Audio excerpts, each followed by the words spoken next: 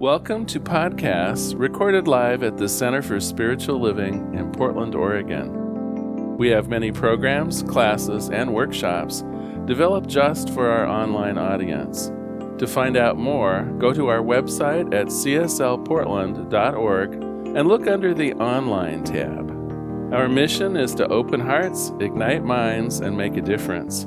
If you'd like to support our center and its video podcasts, you can donate online at cslportland.org/donate. Allow us to become part of your extended spiritual community. Wherever you are on your spiritual journey, you are most welcome at the Center for Spiritual Living.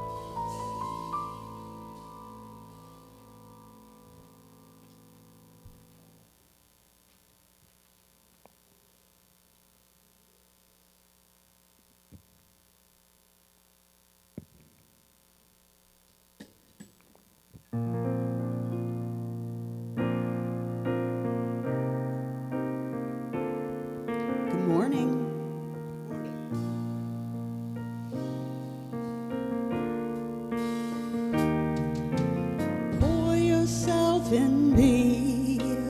Pour yourself into my heart. Whoa, whoa.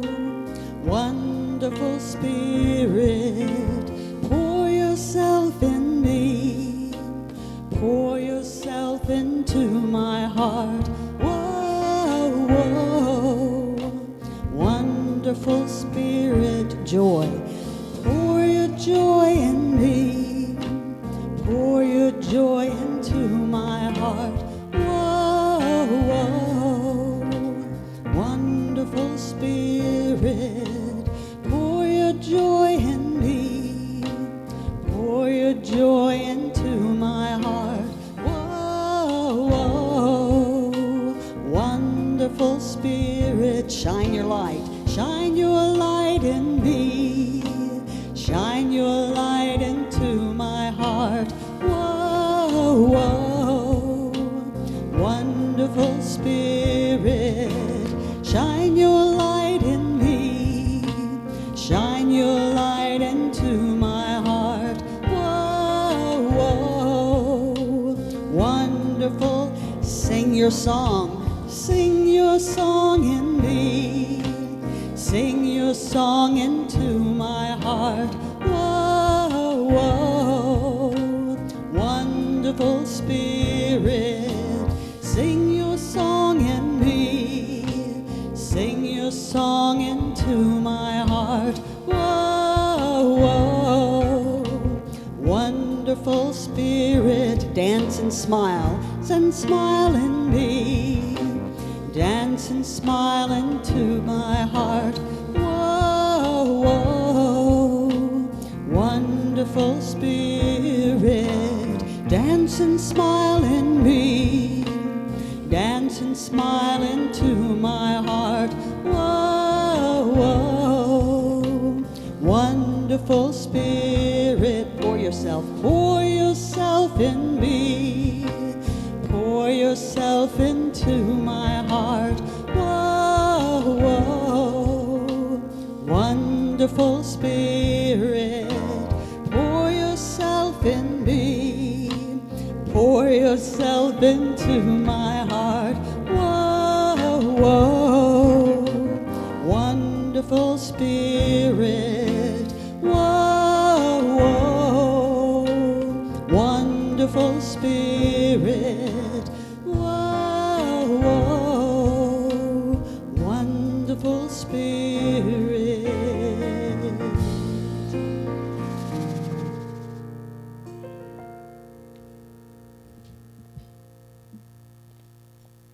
Good morning and welcome to the Portland Center for Spiritual Living. We are a science of mind community that teaches spiritual principles to transform your life and make the world a better place. Wherever you are on your spiritual journey, you are welcome here. All we ask is that you stay open to the possibility of changing your entire life simply by changing your mind. My name is Nancy Ashley. I serve as one of the licensed practitioners here at the Center's ecclesiastical team, and it is my honor to welcome you. If you are new to the Center and joining us in person, we do have welcome packets available in the back of the Center, and please feel free to get one on your way out if you haven't got one already. If you are here online, our global audience, and want to find out more about us, you can go to our website, cslportland.org. Under the About Us tab, you'll find a lot of information about who we are, what we stand for, and how we might serve you. The website also gives details about the various activities at the Center. So everyone is invited to visit our website, where you can sign up to receive email subscriptions. These come out usually on Tuesday, and it says everything you need to know about what's going on in the Center for this week. So you can get our weekly email listing. We also have 365 Earnest Homes, which is a daily free program. You'll receive a daily affirmation from Earnest Homes directly to your email inbox, and they feature a lovely picture and some reflective material by Reverend Larry. You can also enter your birthday to receive an e-card and gift on your birthday. So I'd like to highlight a few announcements that we have. Wednesday night meditation, which continues every week on Zoom, 7 o'clock Wednesday night.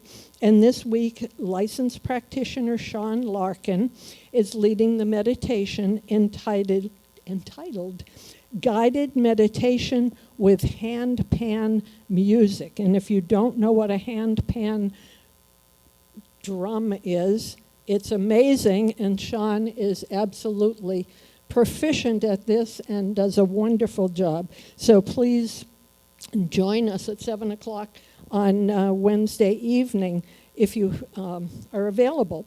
We also have our Friday lunch with Reverend Larry, which has been going on for 2 years now.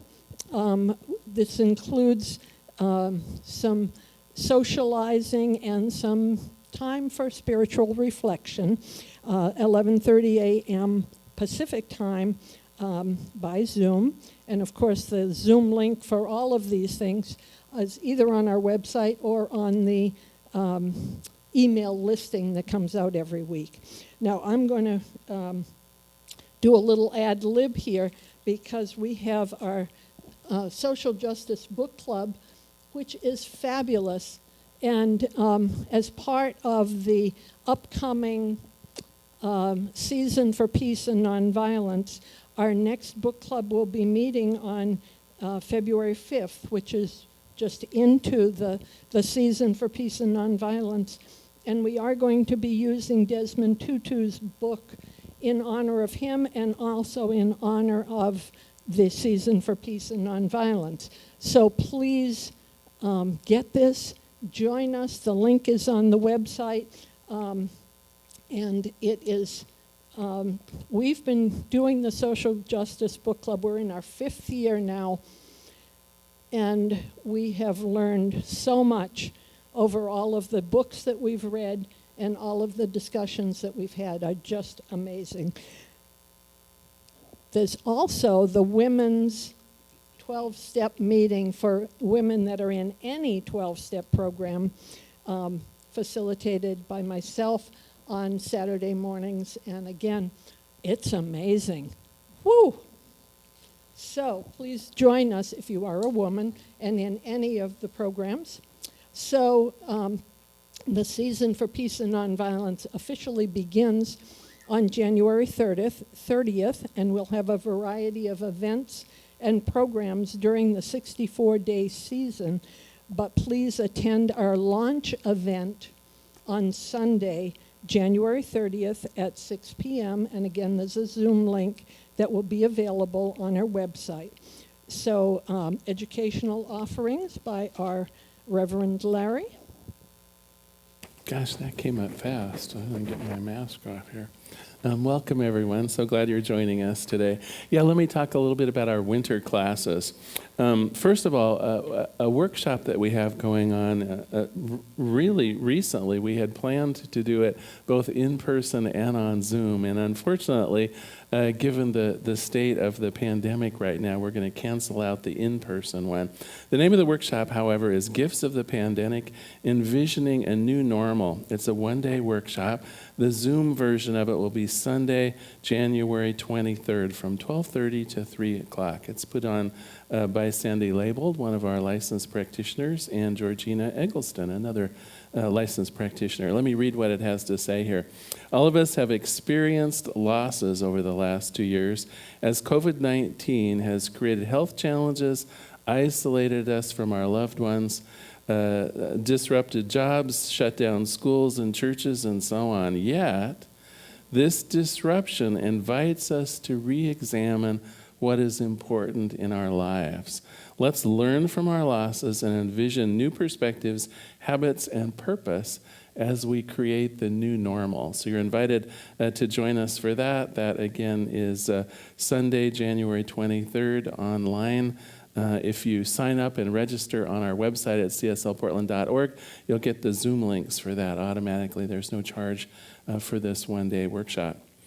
Starting in January on Thursday evenings, February, starting on February 3rd on Thursday evenings, Reverend Marilyn Sprague will be teaching Journey of the Soul. It's a brand new CSL certified class.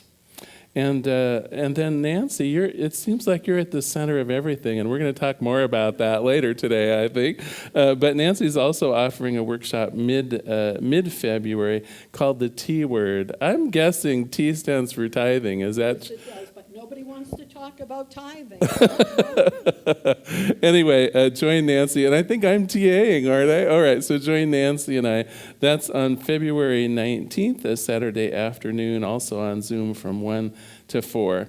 And we do have a couple more classes. They're both on our website. Check us out, cslportland.org. There's a button right in the middle of the screen that says classes and workshops. If you click on that, you'll see the whole winter lineup. I also want to just take a little bit of an advanced notion on winter connection circles. Many of you have participated in our fall connection circles. They're super popular. It's a way in small groups to talk more about what's going on Sunday. Winter connection circles begin the first week of February, on February 8th. I guess the end of the first week in February. We have connection circles on Tuesday evenings, 2 of them on Wednesdays, one in the morning, one in the afternoon, one on Thursday morning, one on Friday morning, and Sundays we're going to have an in-person one, a drop-in one, after the Sunday service, starting on February 6th. So read more about connection circles. You can sign up for them. They're super popular. Often many of them close out. Some of them fill right up because they've been kind of traditional groups of people that like to hang together. So if you are interested, I invite you to go online, cslportland.org. On the front screen, there's a little button that says Connection Circles. Don't hesitate to sign up. Also, don't hesitate to ask any of us questions that you might have about Connection Circles. So thank you so much for being here today. And they are free. Unfortunately, 2 of our regular members of the Gresham Connection Circle passed during this last year, so we lost 2 of our men. It was very sad. So our flowers are again by Kat, courtesy of Kat Jacobs. Thank you, Kat. Music is provided not only by our friend's band, but Ken Brewer, who is a musician par excellence, doing a little of everything. Will be providing our special music today. And special thanks to Laura Perkins also for doing our community songs today. So, our message today by Reverend Larry, we're in Back to Basics, so this is the thing itself, and we'll be talking specifically about what science of mind really is. So sit back and relax, because we know that somewhere between the music, the meditation, and the message is exactly what your heart came to receive.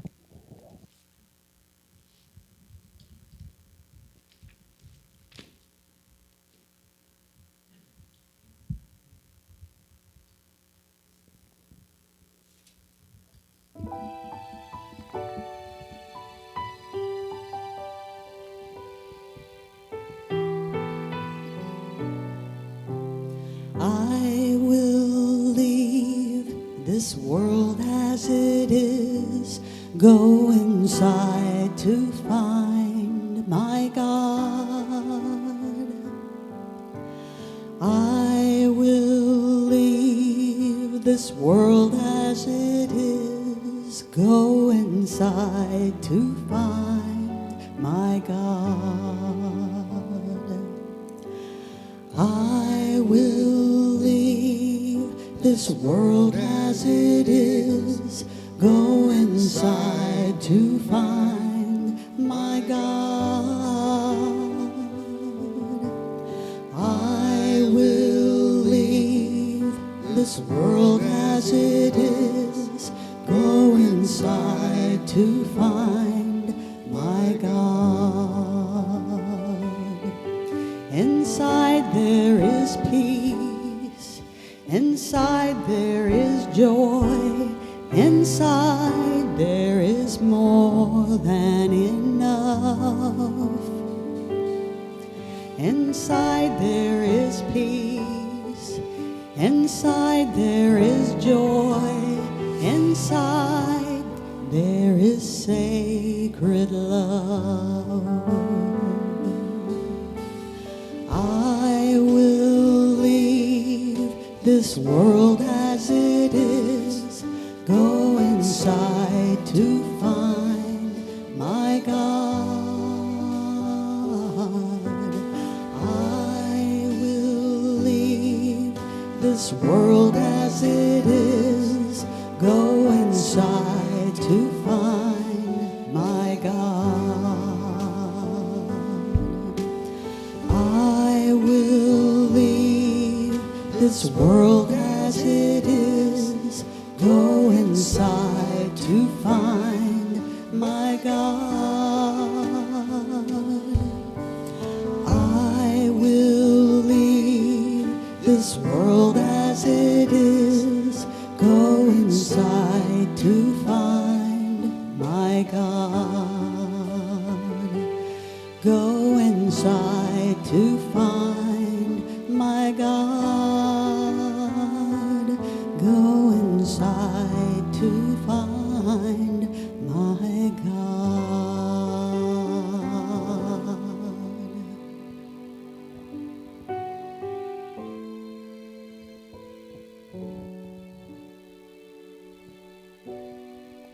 As we go within, knowing that Spirit is everywhere present, God is in, through, and as each one of us and every aspect of the universe. It is the unity of God that brings us all together, that we are all one in the Spirit of God, in the body of God. We are one in this unified, loving, wise, peaceful, joyful, abundant universe. And there is only one power, one presence, and that which I call God or divine intelligence or the mother, whatever we call it, Spirit, there is only one. It is everywhere present, all powerful, all knowing. And we are all part of that essence, that source that is the loving nature of God. And so I know that I am an expression of that oneness, and all of the beautiful qualities of Spirit are fully present in me, awaiting my recognition. And as this is true for me, it's true for every person, everywhere. We are all part of the body of God. And so I claim and affirm for us today that we recognize our unity, that we are all one. There is no other. There is only one being, one presence, one essence, one source that is in, through, and as every being on earth. We are all part of the one, the unity, the wholeness of Spirit. And this means that we recognize the qualities of Spirit, of God, in every being. And so I just give thanks for knowing this.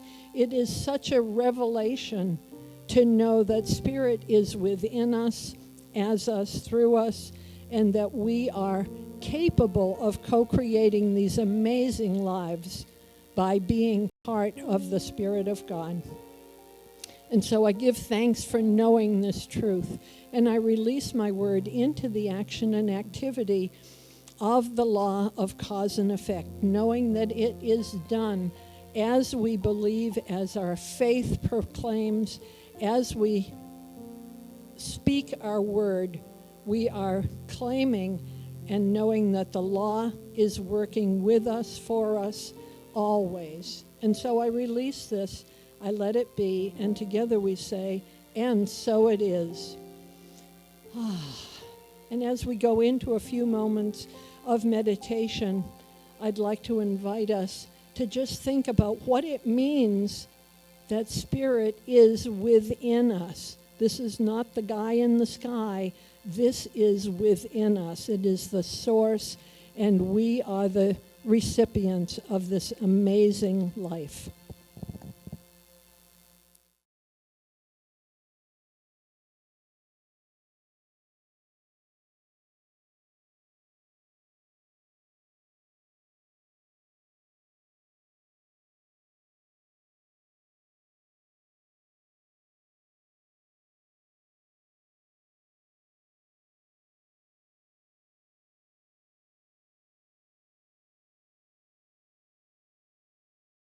we're going to do a beautiful Daniel Namod song.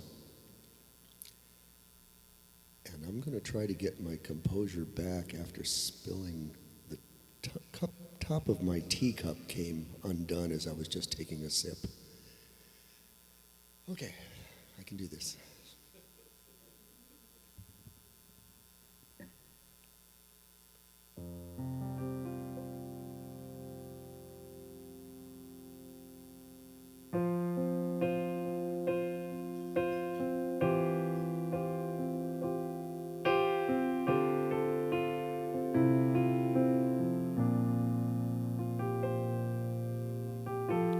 One power,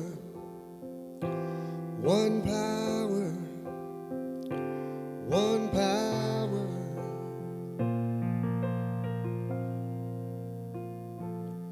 There's one power invisible, and you see it everywhere and every day. One power indescribable, and you speak of it with every word you say. Mysterious until you know the truth, as simple as the love inside of you. Call it God, call it Spirit, call it Jesus, call it Lord. Call it Buddha, Mahalula, angels' wings or heaven's door. But whatever name you give it, it's one power, can't you see? It's the power of the love in you and me. One power, one power.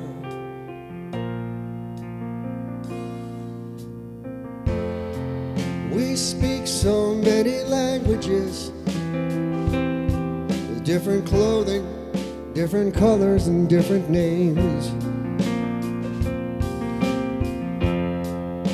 But different is only dangerous. We forget that in our hearts we're all the same. Remember when we close our eyes to see, distances were never meant to be.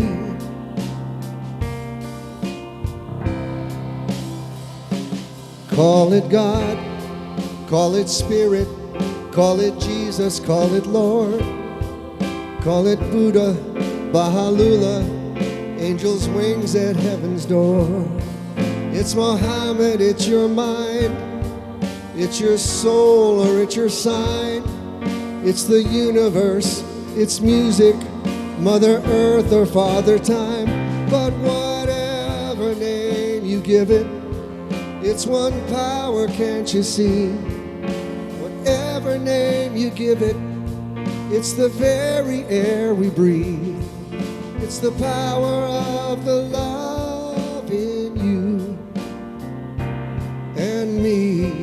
One power, one power, one power. Can't you see it's one power, one power. One power is what we are. It's the moment of creation. It's an everlasting peace. It's the freedom of forgiveness, the sweetness of release. It's the joy of inspiration. It's the sunshine on your face. It's the birthright of all nations. It's the boundlessness of space. It's the beauty of a baby, the serenity of sleep. It's the anger you abandon for a love that is most deep. It's one power. It's one power. is one power. Whoa, one power. It's the power of the love that lives forever in you and me. It's the power of the love in you and me.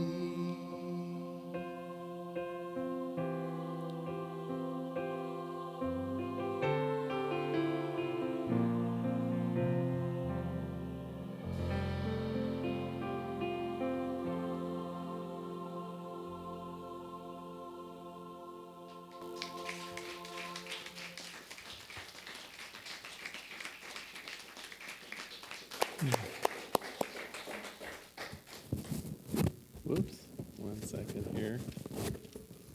I'll get the hang of this eventually. What, like in another year, Larry? Some of you are going, aren't you used to it by now? Apparently not. Welcome, everyone. Happy Sunday.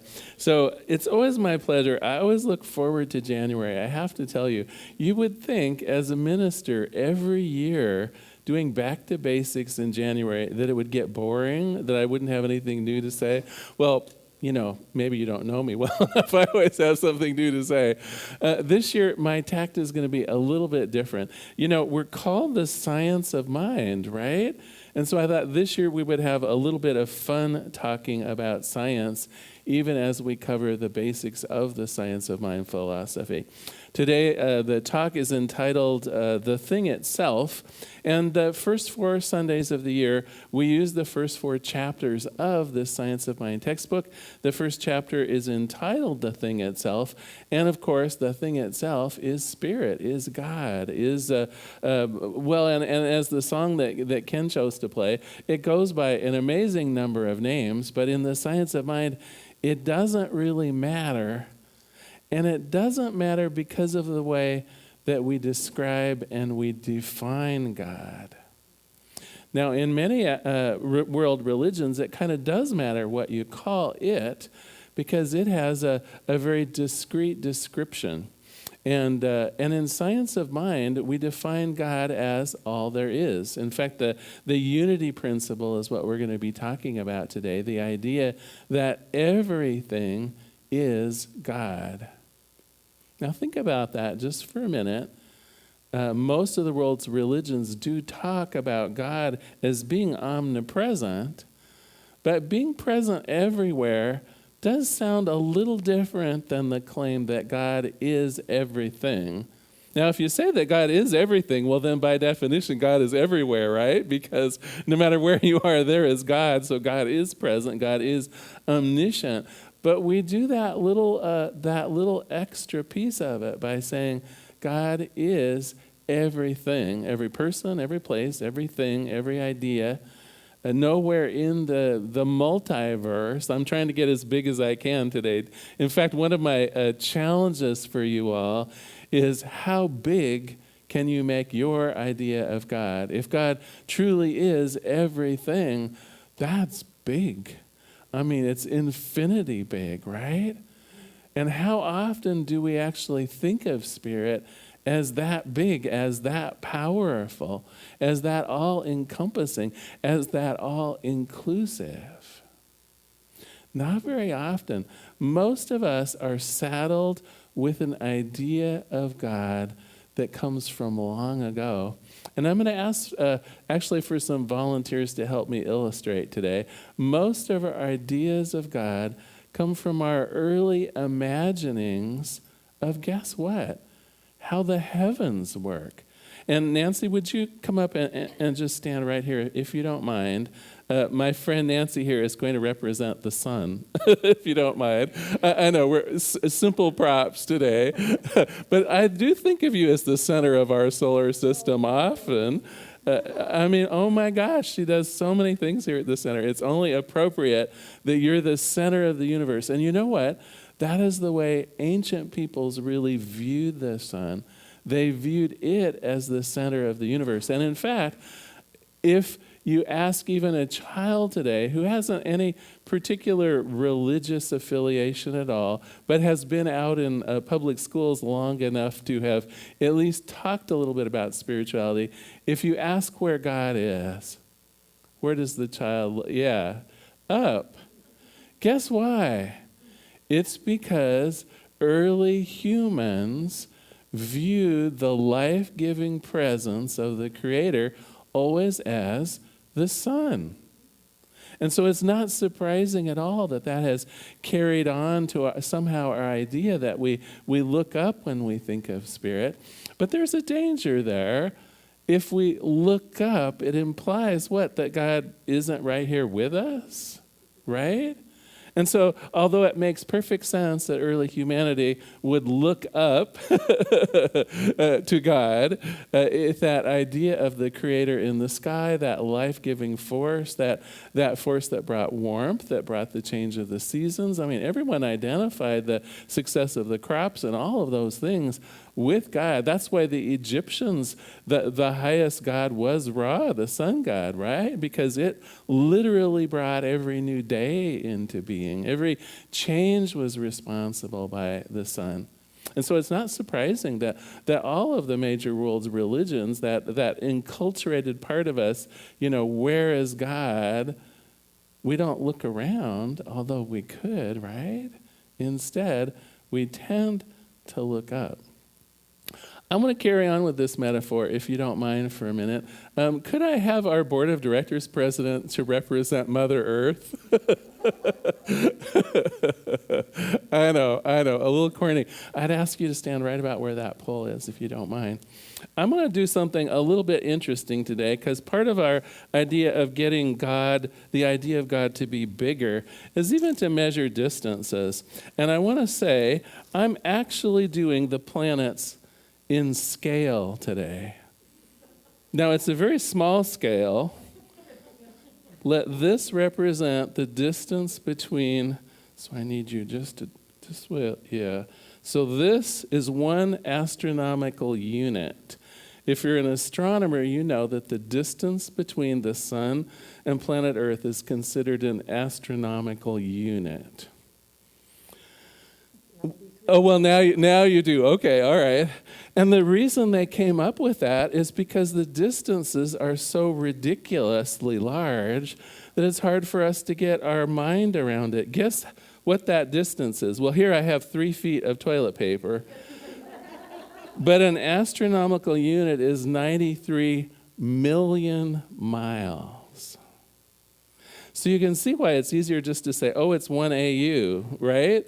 Because if I start giving you numbers like 93 million miles, you're going to go like, well, it's further than like to New York City, but, what does that even mean?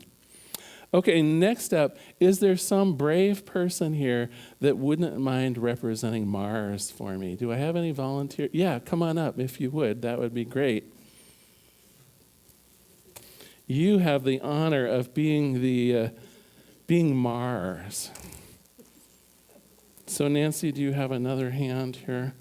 And notice we're in scale. So of course Mars is further away. And that's perfect. Thank you, Sarah. Now, what do you notice about this? First of all, Mars is the closest planet to us, right? And we talk about someday having a manned mission to Mars.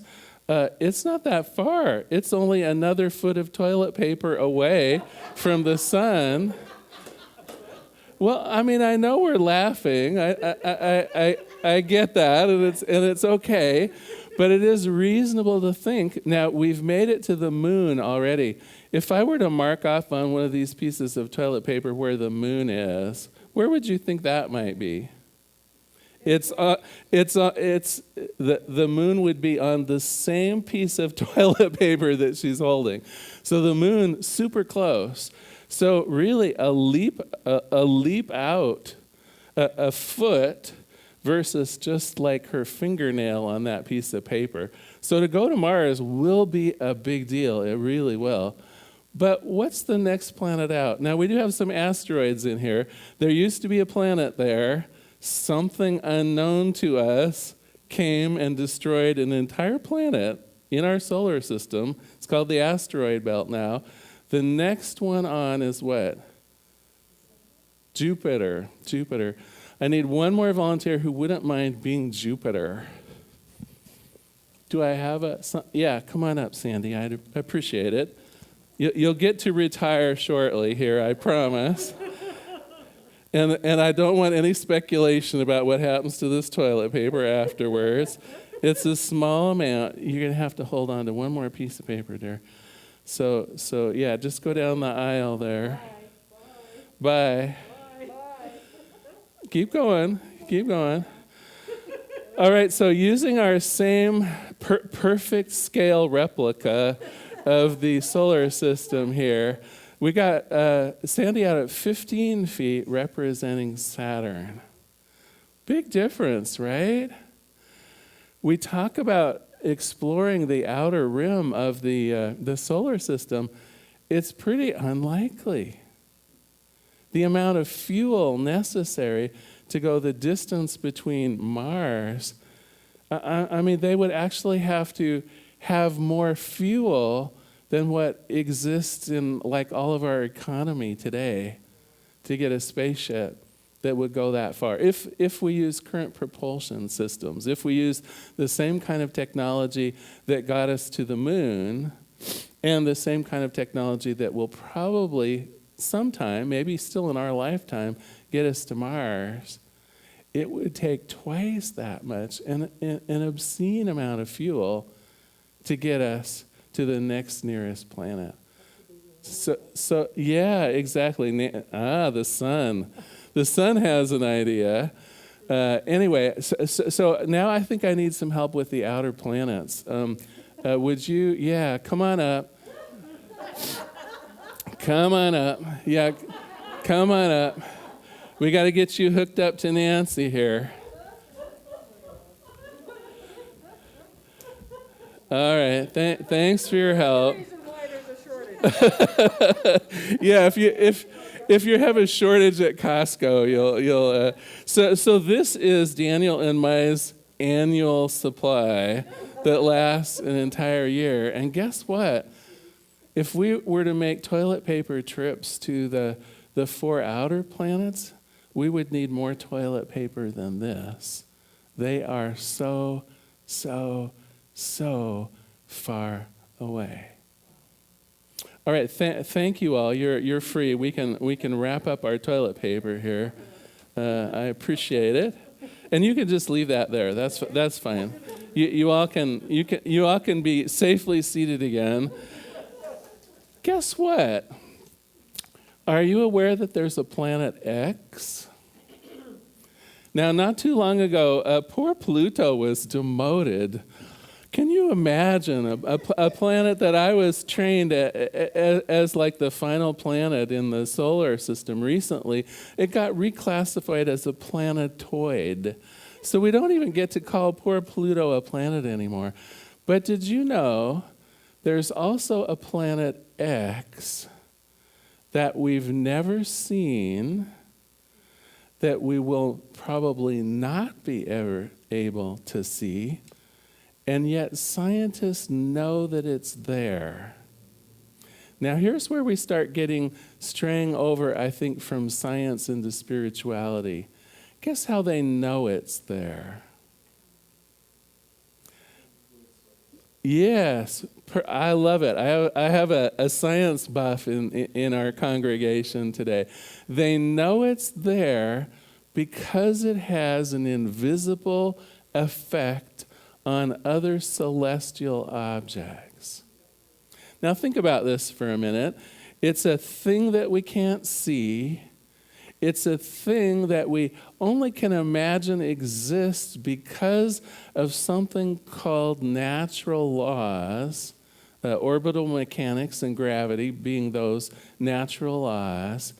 And yet, most of the scientists in the world agree that it has to exist because of the way that it affects other things.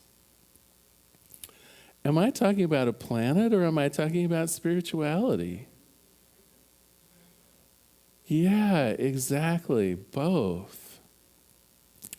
We believe what we believe in the science of mind, not because I can devise some kind of a visual proof for you that God exists, not because I can do something that you could see or touch or taste very easily, and yet, in the same way that a scientist might believe in Planet X, in fact, they're thinking of coming up with names. They're thinking of doing a contest to give it a proper name, something that they can't even prove exists yet, right? Why is that any different than our belief that God is everything? Well, I'm not done yet. I kind of freaked you out a little bit with the idea of mapping just the outer planets in our solar system using our perfectly to scale toilet paper system. But what if I were to say we want to continue our toilet paper metaphor to the nearest other star? Now, so far we've been talking about the sun and early people as that being the view of this is the center of the universe. This must be God, this shining orb in the sky that provides life to us, that gives us warmth, that gives us heat, that allows photosynthesis, that allows crops. That's why we look up in the sky. But when we looked up in the sky in ancient times, we never thought that those twinkling lights at night might be someone else's sun. Do you see now how our metaphor starts getting a little wonky? How can that God that we look up to in the sky, other people on other beings on other planets, they're looking at different stars. How does that get covered by our notion of God as a kind of an anthropomorphic super person that lives up in the sky and looks down benevolently on us and vaguely judges and encourages us? It kind of falls apart a little bit, doesn't it? Let's get back, though, to toilet paper for one last go here. So the nearest star is 24,863 billion miles away. And if we were to measure that in toilet paper, it would be 804,000 feet of toilet paper, which, goes about a third of the way around the circumference of the earth. In other words, it's more toilet paper than exists in the world right now. It would require all of the toilet paper in order to give an idea to get to the nearest star. And you know what? In the cosmos, the nearest star is the tip of the iceberg. There are things called galaxies. One of my favorite things to do, especially when I'm at the coast, if it's fairly dark out, is to go out on a clear night and see our galaxy, the Milky Way galaxy. And you can absolutely see why it's called that, right? It looks like a glorious milkwash of stars that goes directly overhead. And when there's little light pollution, oh my gosh, it's so beautiful. But guess what? Just from the Hubble telescope, the humble, getting elderly Hubble telescope, even it has found 100 billion galaxies. Guess how many miles of toilet paper it would take? So the nearest other galaxy is the Andromeda galaxy. Actually, there are two others that are closer, but like Pluto, they got demoted. They're not considered full galaxies. The closest full galaxy is Andromeda. It would require, and I have to read this to make sure I get it right, it would require 1,017,589,000 miles of toilet paper. That's more toilet paper that if you used every tree on the planet just to make toilet paper, there wouldn't be enough. That is God. Now, I don't want to disbar or dismay or dismantle anyone's idea, your personal idea of what God is. but I would suggest it's not big enough. I would suggest if we have lingering in the back of our minds the idea of God as some fellow in the sky looking down and judging us, it's simply not what we believe in the science of mind. In the science of mind, we believe that God is everywhere, not just here on Earth, not just in our solar system, not just in the Milky Way galaxy. God is everything and everywhere. There is no power that exists outside of God. There is no light or joy or consciousness that exists outside of God. Next week and the following week, we're going to talk about our input into that, because God, of course, is also indwelling. God isn't just out there. God is right where we are, even including our own very thoughts and beings and ideas. We too are part of this infinity that is God. Well, I know that some of you, maybe one of you, looks forward to my Sunday joke, so I hope it's more than one, but we'll find out today anyway. So the children were lined up in the cafeteria of a Catholic elementary school for lunch. At the head of the table was a large pile of apples. Well, a nun was standing by the apple tray to warn the kids, you know, there's only enough for you to take one today. Remember, God is watching. Well, moving further along the lunch line at the other end of the table were some of the desserts. One child whispered to another as she picked up about a dozen chocolate chip cookies, "Take all you want. I heard that God is watching the apples today."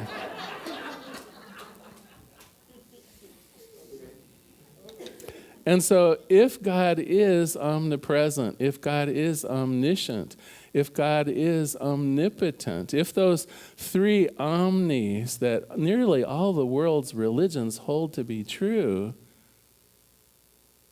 God can't just be watching the apples, because God is the apples. But God is also the nun, God is also the child, God is also the chocolate chip cookies. God is this entire universe, this entire multiverse, right? We only can just imagine that there is one universe, and yet modern scientists have predicted that we probably exist in a multiverse of at least 17 separate universes. It's the math again. It's our belief, it's our trust in scientific principles, even as here today I'm asking you to trust and believe in spiritual principles. So I know we're going to have some fun this particular month as we continue talking about the science of mind. I hope to draw a little bit of more science into the next 3 lessons as we cover the 3 chapters. I hope you've enjoyed our toilet paper universe today. And I do have some homework for you. My homework is simple. How do you think of God right now? If you were to try to, you've had a little bit of an idea of how I explain God, of how I view God. You've heard me talk about the 3 omnis, all powerful, all wise, present everywhere, and how that reflects in the idea of God being truly everything. What does God mean to you? And then once you've puzzled through that a bit, whether it's in journaling or contemplation, whether maybe you discuss it over with a loved one, then my challenge comes, can you make it bigger? Can you make it more powerful? Can you make it more personal? Can you make it more wise? We're going to be challenging ourselves this month. This idea of science of mind is huge, and I don't want any of you to be shortchanged in your beliefs. Let me close with a final quote from the first chapter of the Science of Mind textbook here, and of course a prayer.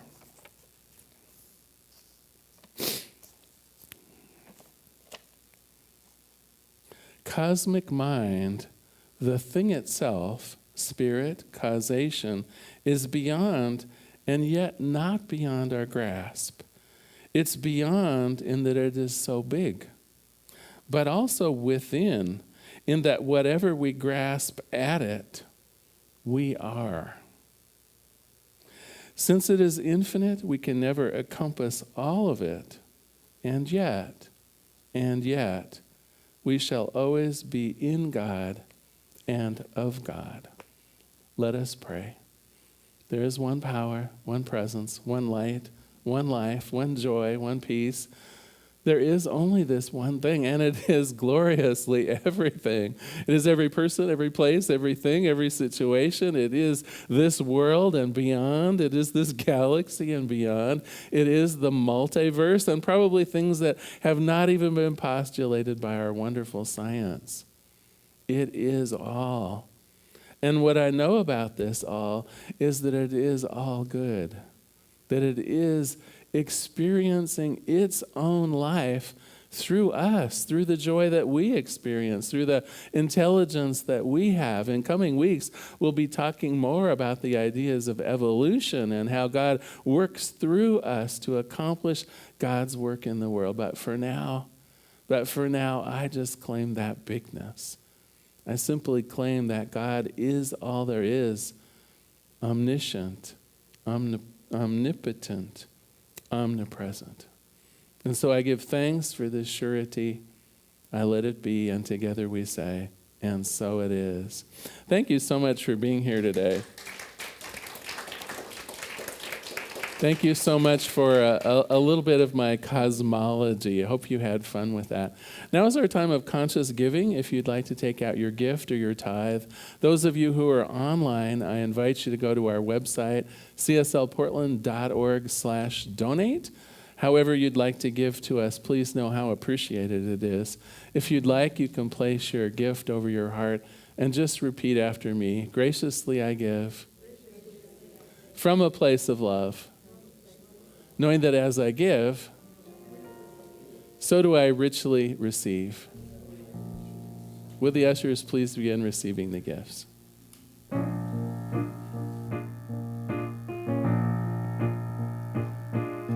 More than enough, more than enough, more than enough, more than enough, more, much more than enough, more than enough. I am more than enough. I have more than enough. There is more than enough. More, much more than enough, more than enough, more than enough, more than enough, more than enough, more, much more than enough, more, much more than enough.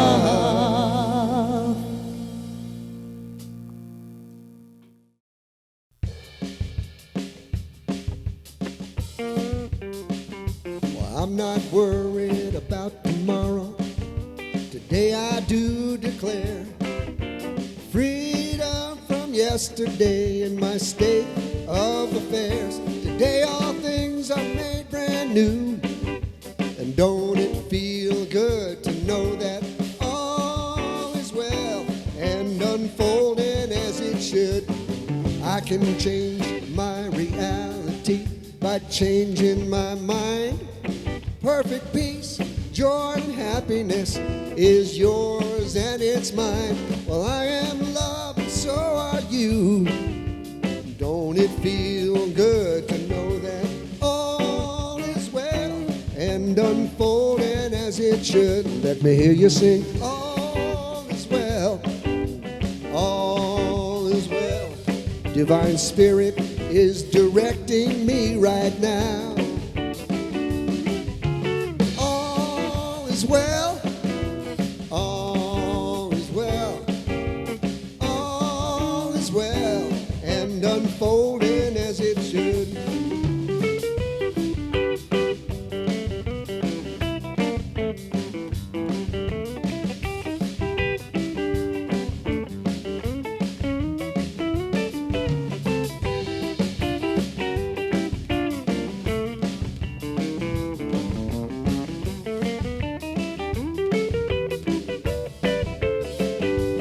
I am cloaked in the Spirit. I am fed by the divine. I am one with all that is. My soul is free from time. I am blessed, so are you. And don't it feel good to know that all is well and unfolding as it should? All is well, all is well. Spirit is directing me right now. All is well, all is well, all is well. Don't it feel good? All is well, just to know that all is well. I'm free now. All is well and unfolding as it should.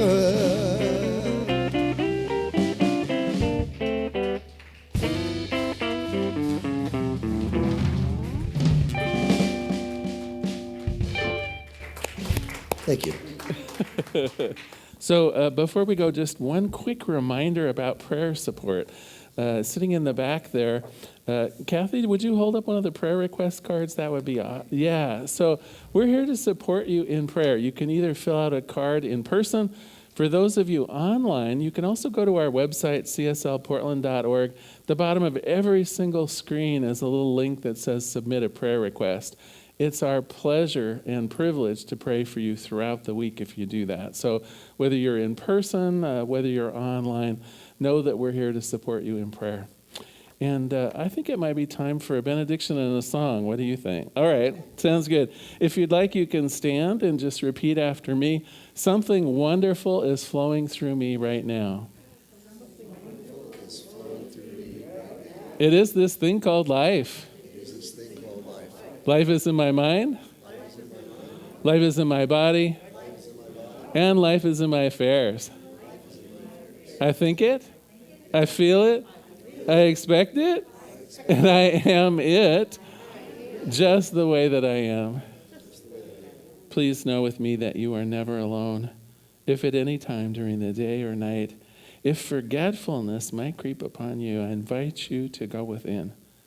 On that altar of the Most High, know that you are loved. And in gratitude for this certainty, I let it be. And so it is.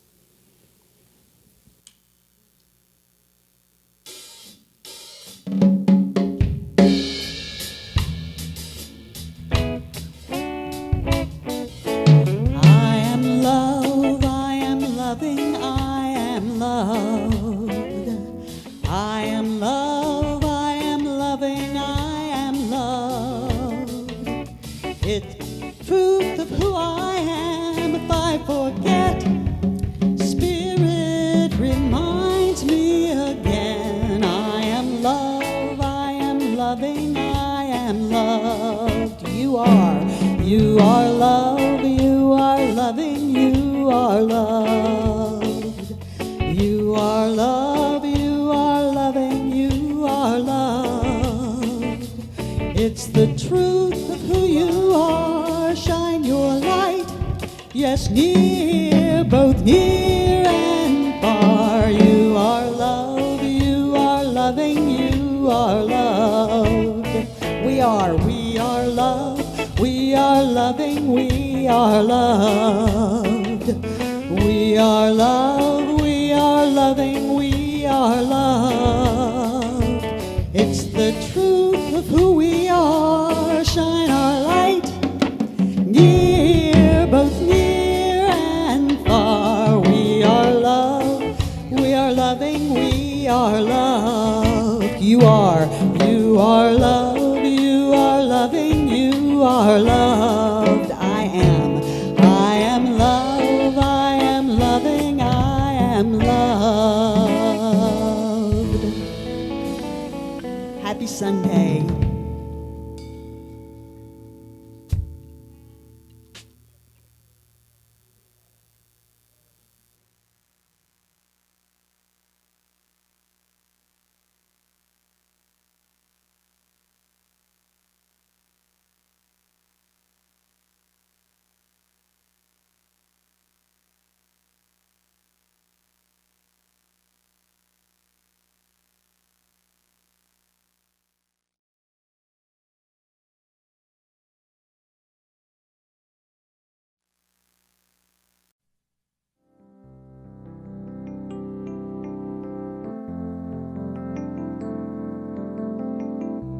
If you happen to be in the Portland, Oregon area, we'd love to have you visit in person. The Portland Center for Spiritual Living is located at 6211 Northeast Martin Luther King Jr. Boulevard. We have inspirational services at 9 a.m. and 11 a.m. every Sunday. We also have many programs, classes, and workshops developed just for our online audience. To find out more, go to our website at cslportland.org and look under the Online tab. We have a variety of content dedicated specifically for our online listeners. Our mission is to open hearts, ignite minds, and make a difference.